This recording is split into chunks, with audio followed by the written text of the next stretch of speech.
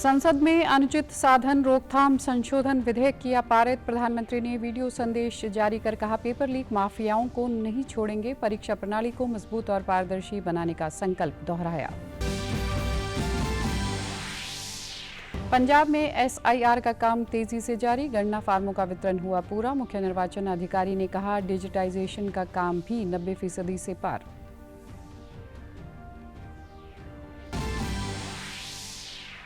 और चंडीगढ़ नगर निगम की हाउस बैठक में मुफ्त पानी और टूटी सड़कों के मुद्दे पर सदन में हंगामा। कांग्रेस और आप पार्षद नारेबाजी कर वेल में पहुंचे। मेयर से मांगा जवाब।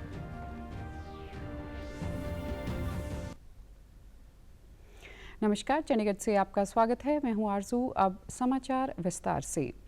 संसद में अनुचित साधन रोकथाम संशोधन विधेयक 2026 पारित हो गया है। लोकसभा के बाद कल राज्यसभा में भी इस विधेयक को ध्वनि मत से पारित कर दिया। राज्यसभा में प्रधानमंत्री कार्यालय में राज्य मंत्री डॉक्टर जितेंद्र सिंह ने सरकार की ओर से चर्चा का जवाब दिया। इस दौरान डॉक्टर जितेंद्र सिंह ने विपक्ष के आरोपों का विस्तार से खंडन करते हुए कहा कि इस कानून का उद्देश्य सार्वजनिक परीक्षाओं में अनुचित साधनों पर रोक लगाना है। उन्होंने यह भी कहा कि इतने महत्वपूर्ण विधेयक पर सरकार का जवाब दिए जाने के दौरान विपक्ष के कई सदस्य सदन में मौजूद नहीं हैं, जो बेहद दुर्भाग्यपूर्ण है। उन्होंने कहा कि विपक्ष के पास कोई मुद्दा नहीं है और इसी के चलते वॉकआउट किया है।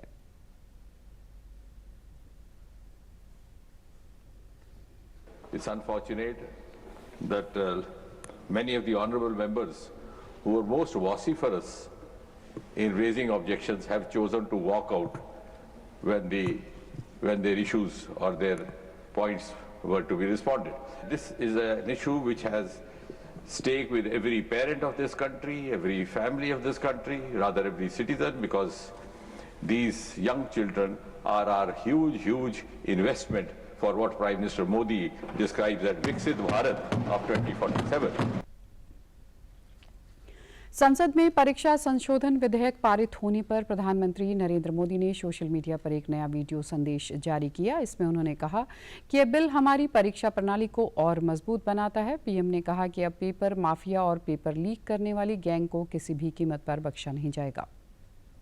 देशव्यापी सभी राज्यों में भी और केंद्र में भी शिक्षा पद्धति में सुधार अनिवार्य हो गया है। टेक्नोलॉजी के भरपूर उपयोग की आवश्यकता हो गई है और साथ साथ फिर से कोई पेपर माफिया, पेपर लीक करने वाली गैंग, देश के बच्चों के भविष्य के साथ खिलवाड़ करने वाली गैंग, उनको बख्शा नहीं जाएगा।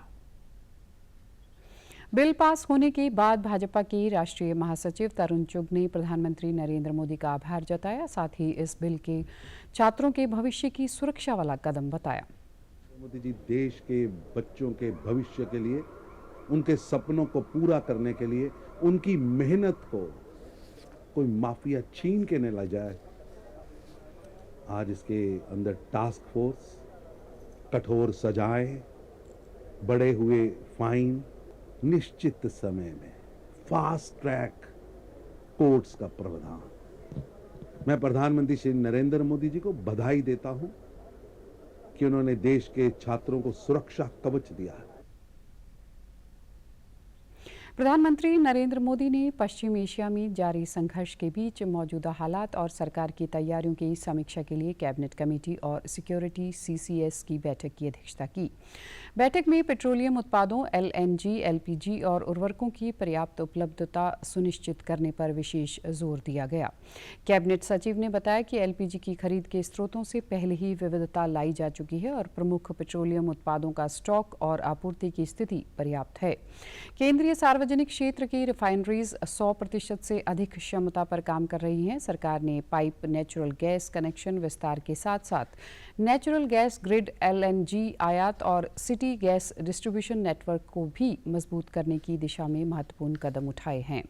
प्रधानमंत्री ने उर्वरकों के निर्बाध आपूर्ति सुनिश्चित करने के लिए सभी आवश्यक कदम उठाने के निर्देश दिए। प्रधानमंत्री ने कहा कि संघर्ष के प्रभाव से भारतीय नागरिकों और प्रवासी भारतीयों की सुरक्षा के लिए हर संभव प्रयास किया जाए। प्रधानमंत्री ने ऊर्जा आत्मनिर्भरता के लिए और सौर ऊर्जा समेत गैर जीवाश्म ऊर्जा स्रोतों पर जोर देने की भी बात की।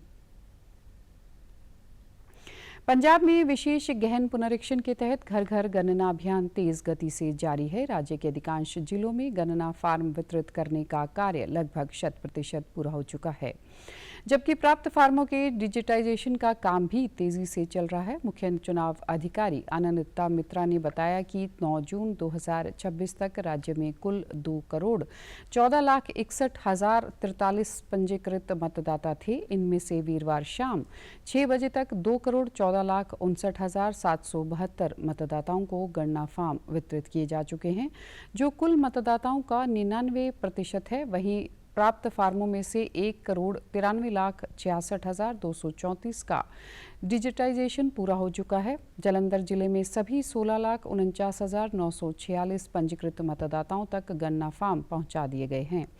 इनमें से 14,73,168 फार्मों का डिजिटाइजेशन पूरा हो चुका है। मुख्य चुनाव अधिकारी ने विश्वास जताया कि सभी जिलों में 3 अगस्त तक डिजिटाइजेशन का कार्य पूरा कर लिया जाएगा। वहीं राज्य के ट्रांसजेंडर आइकॉन राजेश ने सभी मतदाताओं से निर्धारित समय सीमा में प्रक्रिया पूरा कर लोकतांत्रिक व्यवस्था को मजबूत बनाने में सहयोग देने की अपील की। पता ही होएगा इलेक्शन कमीशन ਵੱਲੋਂ एक मुहिम चल रही है SIR ਜਿਹਦੇ ਵਿੱਚ ਤੁਸੀਂ ਆਪਣੀ ਨਾਂ ਤੇ ਆਪਣੀ डिटेल ਕਰੈਕਟ कर सकते हो। नॉमिनेशन फॉर्म भर के मैं अपनी जिम्मेदारी निभा दी है। ਤੁਸੀਂ भी अपनी रिस्पॉन्सिबिलिटी पूरी करके इस मुहिम ਦੇ ਵਿੱਚ हेल्प करो। Thank you.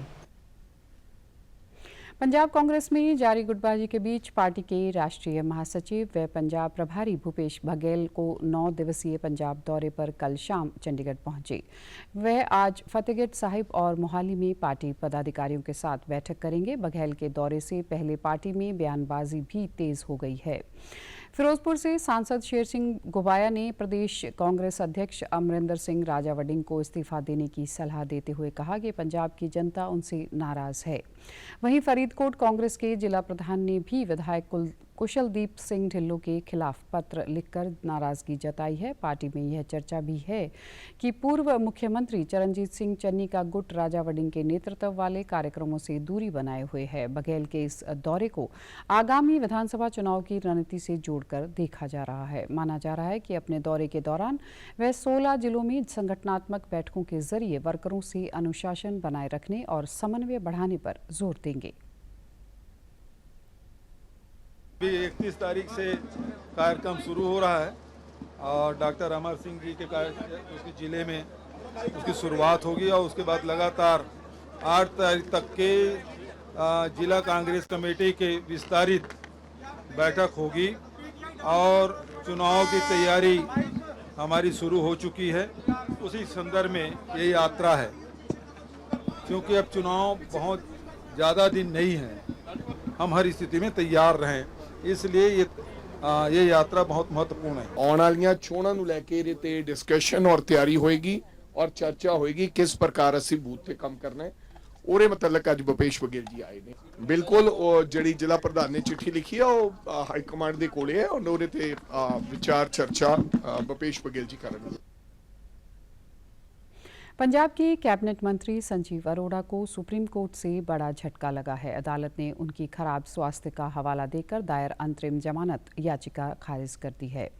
कोर्ट ने कहा कि आवश्यकता पड़ने पर जेल प्रशासन उन्हें समुचित चिकित्सा सुविधा उपलब्ध कराए। इससे पहले पंजाब एवं हरियाणा हाईकोर्ट भी उनकी जमानत याचिका खारिज कर चुका है।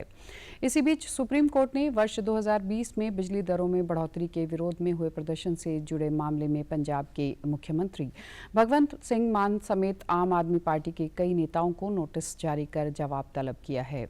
यह कार्रवाई चंडीगढ़ प्रशासन की उस याचिका पर हुई है जिसमें पंजाब एवं हरियाणा हाईकोर्ट के FIR और चार्जशीट रद्द करने के फैसले को चुनौती दी गई है। गौरतलब है कि 2020 में चंडीगढ़ में बिजली दरों के विरोध में निकाले गए मार्च के दौरान आप नेताओं और कार्यकर्ताओं ने तत्कालीन पंजाब मुख्यमंत्री के आवास की ओर बढ़ने का प्रयास किया था। पुलिस ने उन्हें पानी की बौछारों से रोक दिया था, जिसके बाद दंगा और गैरकानूनी जमावड़े सहित विभिन्न धाराओं में मामला दर्ज किया गया था। चंडीगढ़ में आज नगर निगम की 363वीं बैठक बुलाई गई। बैठक की शुरुआत शहीद उद्यम सिंह के शहीदी दिवस पर उन्हें श्रद्धांजलि देकर की गई। इस दौरान शहर के विकास से जुड़े करीब 20 एजेंडों पर चर्चा की गई। इस बैठक में कांग्रेस ने 20,000 लीटर मुफ्त पानी और आम आदमी पार्टी ने टूटी सड़कों के मुद्दे पर सदन में हंगामा किया। मेयर सौरभ जोशी से जवाब मांगा। विपक्षी पार्षद पोस्टर और तख्तियां लेकर मेयर के सामने वेल में पहुंच गए। इस पर मेयर सौरभ जोशी ने विपक्षी पार्षदों से कहा कि वह पानी के मुद्दे पर सांसद मनीष तिवारी से जाकर जवाब मांगे, क्योंकि चुनाव के समय उन्होंने 15 दिन में फ्री पानी देने का वादा किया था। बैठक में सीसीटीवी कैमरों के खर्च के मुद्दे के अलावा टेंडर प्रक्रिया में गड़बड़ी, विकास कार्यों में देरी, जल भराव और सड़कों से जुड़ी समस्याएं भी उठाई गई। चंडीगढ़ स्थित रोटरी हाउस में आज वित्त पोषित परियोजना के तहत पीजीआई चंडीगढ़, एम्स मोहाली और रोटरी क्लब के सहयोग से हितधारकों की परामर्श बैठक आयोजित की गई। इस अवसर पर ट्राई सिटी में hub and spoke breastfeeding ecosystem परियोजना के तहत human milk collection outreach van का शुभारंभ किया गया। परियोजना का नेतृत्व पीजीआई के सोशल पीडियाट्रिक्स विभाग की प्रोफेसर एवं विभागाध्यक्ष डॉक्टर भवनीत भारती कर रही हैं। उन्होंने बताया कि हालिया स्वास्थ्य सर्वेक्षण में केवल मां का दूध पिलाने की दर में गिरावट दर्ज की गई है। ऐसे में कमजोर और ज़रूरतमंद नवजात शिशुओं को समय पर सुरक्षित मां का दूध उपलब्ध कराने तथा स्तनपान को बढ़ावा देने के लिए ह्यूमन मिल्क बैंक की भूमिका बेहद महत्वपूर्ण है। उन्होंने कहा कि जिन माताओं के पास ज़रूरत से अधिक दूध होता है, वे डॉक्टर की सलाह के बाद इसे मिल्क बैंक में दान कर सकती हैं। रिसेंटली आया है, उसमें देखा गया है कि हमारी डिक्लाइन हुई है ब्रेस्ट फीडिंग रेट, तो we are working on it, how to strengthen it and do what works. जो हमारे को रोटरी मिल्क बैंक वालों ने एक वैन दी है जो बेसिकली हमें सपोर्ट करेगी मिल्क डोनेशन के लिए, अवेयरनेस के लिए, और एक हम वार्म चेन बनाना चाह रहे हैं। So we call it warm chain on wheels. Rotary house की प्रधान टीना विर्क ने कहा कि समय से पहले जन्मे या गंभीर बीमार शिशुओं के लिए यह पहल जीवन रक्षक साबित हो सकती है। कार्यक्रम में मिल्क डोनर मां ने एक अन्य माताओं से भी दूध दान करने की अपील की। हॉस्पिटल्स हैं, नर्सिंग होम्स हैं, जहां पर ऐसे ही नव शिशु को ज़रूरत पड़ सकती है। तो उसी कारण अब ये जो हमारी पूरी स्टेट ऑफ द आर्ट है वैन, ये वहाँ जाकर ये वहाँ पे ह्यूमन मिल्क दे सकती है। ਮੈਨੂੰ ਦੱਸਦੇ ਸੀਗੇ ਵੀ ਤੁਸੀਂ ਕਿਵੇਂ ਫੀਡ ਦੇਣਾ, ਤੇ ਬਹੁਤ ਜਲਦੀ ਮੇਰਾ ਬੱਚਾ ਵੀ ਮਤਲਬ ਫੀਡ ਉਹਨੇ ਸਿੱਖ ਗਿਆ ਸੀਗਾ ਤੇ ਮੈਂ ਵੀ ਸਿੱਖ ਗਈ ਸੀ। ਤੇ ਉਸ ਤੋਂ ਬਾਅਦ ਮੇਰਾ ਫੀਡ ਬਹੁਤ ਜ਼ਿਆਦਾ ਆਉਣ ਕਰਕੇ ਫਿਰ ਮੈਂ ਆਪਣੀ ਜਿਹੜਾ ਮਿਲਕ ਉਹ ਡੋਨੇਟ ਕੀਤਾ ਸੀਗਾ। पंजाब के मुख्यमंत्री भगवंत सिंह मान ने कल मोहाली में आयोजित एक शाम भगवान शिव दे नाम भजन संध्या में मुख्यमंत्री तीर्थ यात्रा योजना के विस्तार की घोषणा की। उन्होंने कहा कि 1 अगस्त से श्रद्धालुओं को खाटू श्याम, सालासर धाम, वृंदावन और ऋषिकेश की मुफ्त यात्रा कराई जाएगी। यात्रा के दौरान आने जाने, ठहरने और भोजन का पूरा खर्च पंजाब सरकार उठाएगी। मुख्यमंत्री ने कहा कि पंजाब गुरुओं, संतों और पीरों की पवित्र धरती है, जहां भाईचारा और सांप्रदायिक सद्भाव सबसे बड़ी ताकत है। उन्होंने कहा कि राज्य सरकार जन कल्याण को प्राथमिकता देते हुए मुफ्त बिजली, मावां तियां सत्कार योजना, मुख्यमंत्री स्वास्थ्य योजना और रोजगार जैसी योजनाएं चला रही है। उन्होंने बताया कि स्वास्थ्य योजना के तहत अब तक 650 करोड़ रुपए से अधिक का मुफ्त इलाज कराया जा चुका है। यात्रा नूं होर वधा रहे हैं, ਉਹਦਾ ਰਿਸਪੌਂਸ ਦੇਖਦੇ ਹੋਏ ਤੇ ਤੁਹਾਨੂੰ ਹੁਣ ਖਾਟੂ ਸ਼ਾਮ, ਸਾਲਾਸਰ, ਬ੍ਰਿੰਦਾਵਨ, ਰਿਸ਼ੀਕੇਸ਼ ਵੀ ਜਾਊ। 32 ਲੱਖ ਮਾਵਾਂ ਭੈਣਾਂ ਪੰਜਾਬ ਦੀਆਂ ਸਾਡੀਆਂ ਬੇਟੀਆਂ ਜਿਹੜੀਆਂ 18 ਸਾਲ ਤੋਂ ਉੱਪਰ ਨੇ, ਉਹਨਾਂ ਦੇ ਫੋਨਾਂ 'ਚ ਟੂ ਹੋ ਗਈ। ਪਰ ਇੱਕ ਖੁਸ਼ਖਬਰੀ ਦੱਸਣ ਲੱਗਿਆਂ, परसों ਨੂੰ 1 ਤਰੀਕ ਨੂੰ 40 ਲੱਖ ਮਾਵਾਂ ਭੈਣਾਂ ਦੇ ਫੋਨਾਂ ਤੇ ਫੇਰ ਟੂ ਹੋਊਗੀ। ਔਰ ਪੈਸੇ ਉਨੇ ਹੀ ਆਉਣਗੇ ਜਿਨ੍ਹਾਂ ਨੂੰ 1 ਜੁਲਾਈ ਨੂੰ ਆਏ ਨੇ, ਉਨੇ ਹੀ 1 ਅਗਸਤ ਨੂੰ ਆਉਣਗੇ। ਜੁਲਾਈ, ਅਗਸਤ ਤੇ ਸਤੰਬਰ ਮਹੀਨਿਆਂ ਦੇ 3 ਮਹੀਨਿਆਂ ਦੇ ਇਹ ਤੁਹਾਡੇ ਲਈ ਮਾਨ ਸਨਮਾਨ ਹੈ। हरियाणा के मुख्यमंत्री नायब सिंह सैनी ने चंडीगढ़ स्थित सिविल सचिवालय में हरियाणा विजन 2047 के तहत स्वास्थ्य विभाग की आगामी 5 वर्ष की कार्य योजनाओं की समीक्षा की। इस दौरान उन्होंने स्वास्थ्य सेवाओं को आधुनिक, तेज और प्रभावी बनाने के लिए मुख्यालय से लेकर उप स्वास्थ्य केंद्र तक सभी स्वास्थ्य संस्थानों के डिजिटलाइजेशन के निर्देश दिए। साथ ही बजट घोषणाओं को निर्धारित समय सीमा में पूरा करने पर जोर दिया। मुख्यमंत्री ने कहा कि किडनी रोगियों के लिए निःशुल्क डायलिसिस सुविधा का विस्तार किया जाएगा।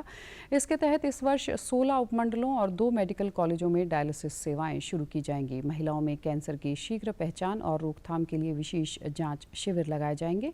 इसके अलावा एनीमिया और कुपोषण से प्रभावित बच्चों व महिलाओं के लिए 100 दिवसीय विशेष अभियान चलाया जाएगा। उन्होंने सभी जिला अस्पतालों में 1-1 करोड़ रुपए की लागत से आधुनिक डिजिटल एक्सरे मशीनें स्थापित की जाएंगी।